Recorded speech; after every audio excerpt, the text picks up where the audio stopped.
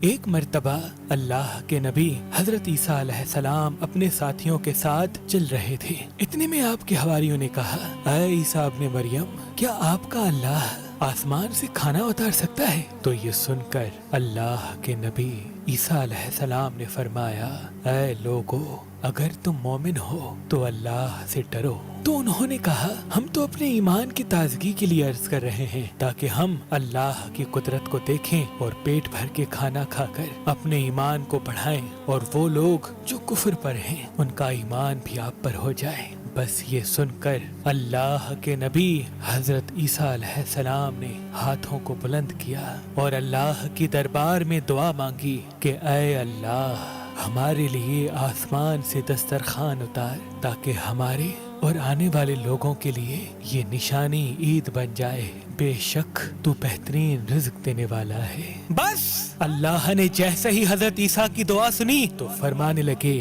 اے عیسیٰ، تمہارے پروردگار نے تمہاری دعا قبول کر دی، لیکن اس دسترخوان کے اترنے کے بعد اگر ان لوگوں نے خیانت کی تو ان پر وہ عذاب نازل ہوگا جو آنے والی نسلوں کے لیے مثال بن جائے گا۔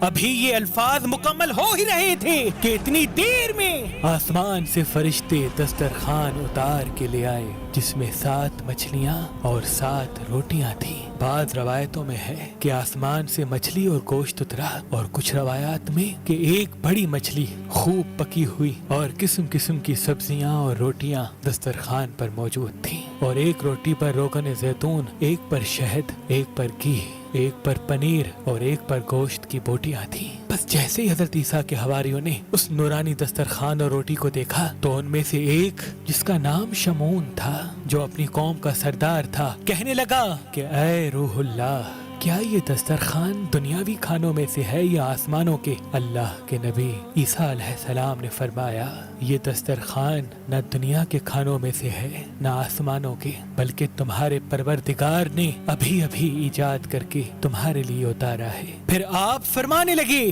خوب پیٹ بھر کے کھاؤ اور اس میں خیانت نہ کرنا اور نہ ہی کل کے لیے ذخیرہ کرنا، ورنہ اللہ کا عذاب تم پر آ پہنچے گا۔ لیکن افسوس، وہ لوگ اس کھانے میں خیانت بھی کرتے ہیں اور کل کے لیے تھوڑا تھوڑا چھپانا بھی شروع کر دیتے ہیں۔ بس جیسے ہی رات ہوئی سب پیٹ بھر کے سوتے ہیں اور اللہ کا عذاب ان پہ آ جاتا ہے۔ اب جیسے ہی سورج طلوع ہوا تو ان میں سے کچھ خنزیر تو کچھ بندر بن جاتے ہیں اور ادھر ادھر بھاگنا شروع کر دیتے ہیں اور اپنے آپ کو نوچتے رہتے ہیں۔ اللہ کے نبی حضرت عیسیٰ علیہ السلام نے جب ان کو دیکھا تو اللہ سے دعا کی، تو یوں تیسرے دن وہ سارے اللہ اور اللہ کے نبی کے نافرمان دنیا سے مر کے فنار ہو گئے۔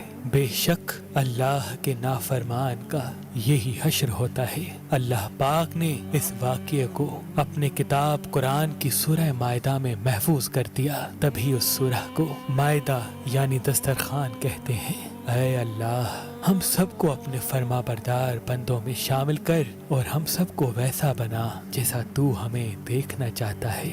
آمین۔